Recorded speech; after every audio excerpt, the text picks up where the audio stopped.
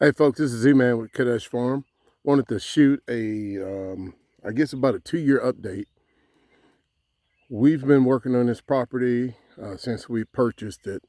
And as you can see that strip going down through there, this used to be all Broomsedge, all down off in this field. And first thing I did was had a soil test done and realized I had to add lime. There were some other things, but I wanted to try and do it the cheapest and the most natural way. So I started rotational grazing my single cow back here.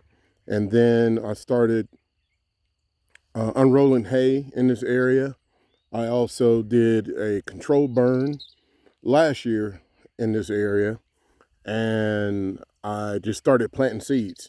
I would buy hay that had pretty decent seeds in it. I would also purchase seeds. I purchased a lot of my seeds, majority from green cover with the lot bacteria, micro bacteria. I can't remember the name of it.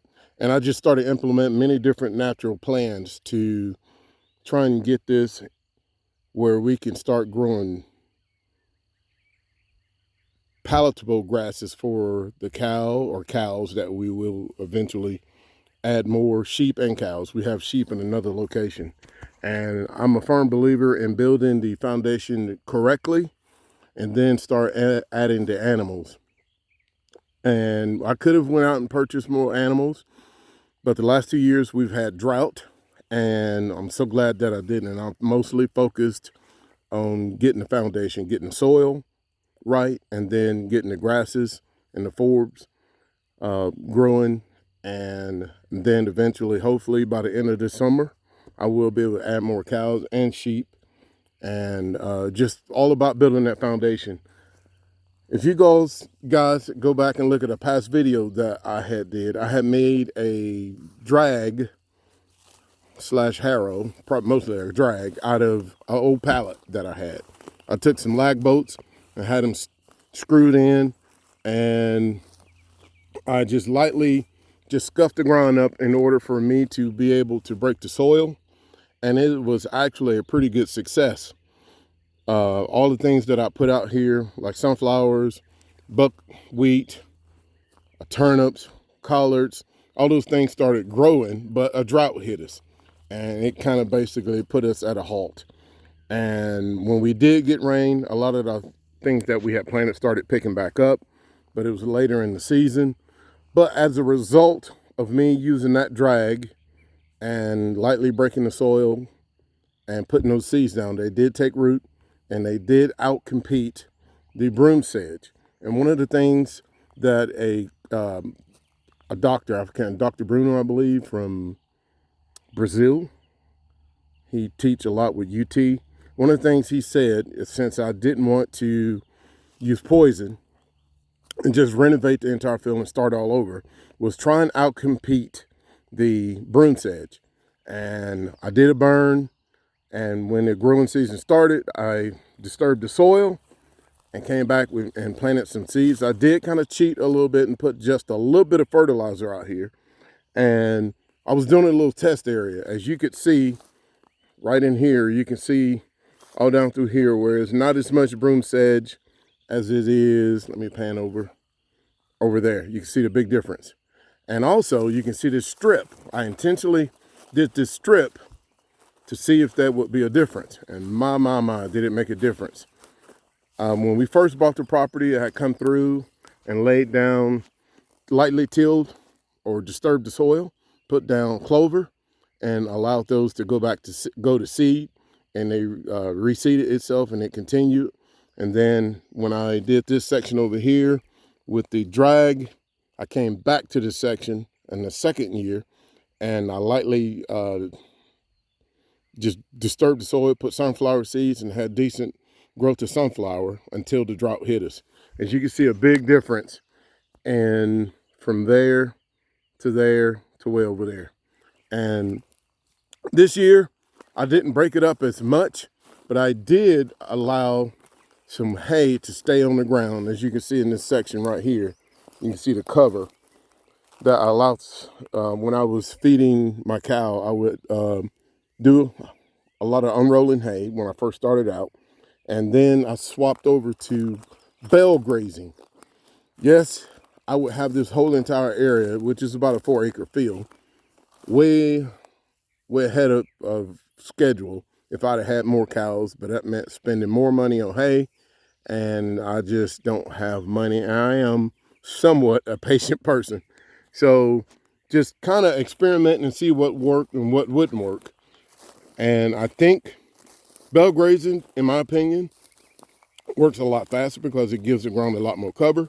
As long as the good bacteria is breaking that hay down and putting good cover.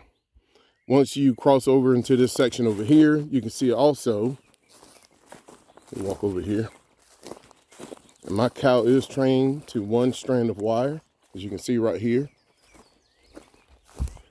I'll take you to a section where we would feed her pumpkins, and we will always feed the pumpkins in an area where she was eating hay.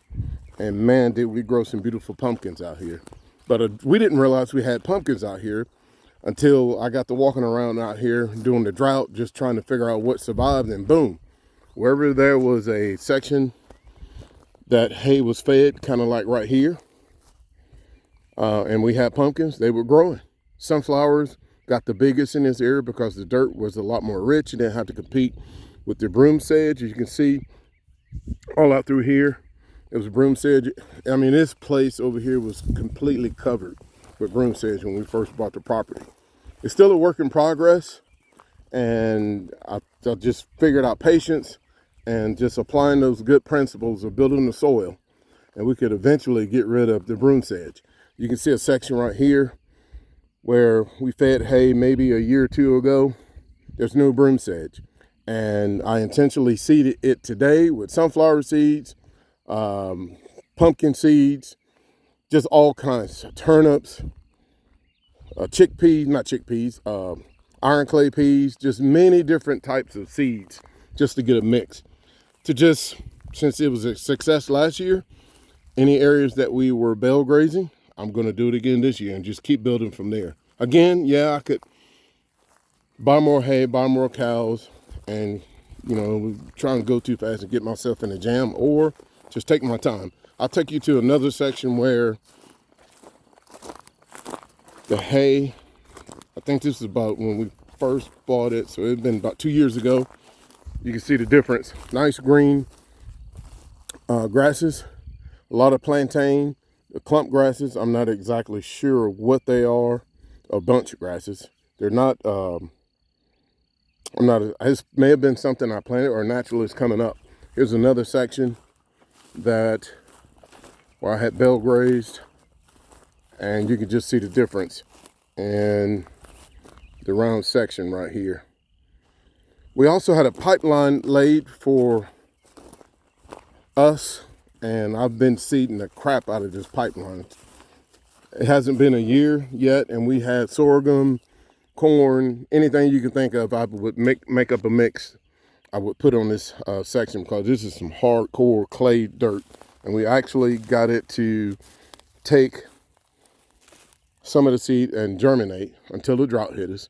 And I'll do it again this year. We put down some old discarded hay along here to try and keep it covered so it wouldn't wash away, and we actually did get a little bit of growth, but it's just a work in progress. I've watched a lot of the video from Carbon Cowboy and a lot of the folks that he talked to, and the common theme is building the foundation, building the soil. That's where you need to start, and that's basically what we've been doing for the last 2 years, is building the soil. We work very hard at trying to be consistent, but we cannot control Mother Nature. But what we can do is how we implement some of these plans to get things going in the right direction. It's taken a little bit, but I'm okay with it. It's like a journey. I'm not happy with where we're at, but I'm sure enough happy about where we're headed to. And I like the process along the way.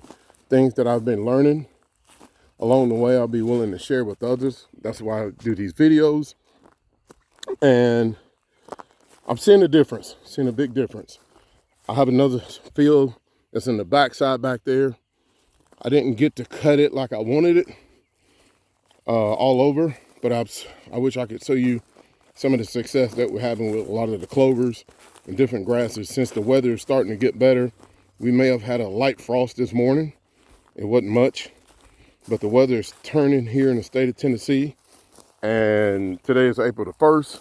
Oh, look at that big old bit of clover there. A lot of plantain. We get different patches of clover that I've been kind of working with. There's another section. But it's looking good. You can see a difference. And from where it is, I need to do another soil test to see where my organic matter is. I know when we first bought the property, it was one of the first things I did was did a soil test. So just building that foundation and having a plan and working that plan and just sticking to it, being dedicated to it is the key. We can see a lot of changes that are taking place with this soil, and it's headed in the right direction. Like I said, I'd rather build the soil first and then start implementing other plans to introduce more animals onto the property, but I'd rather have more grass than I do animals. There's a big old nice batch of clover, more clover.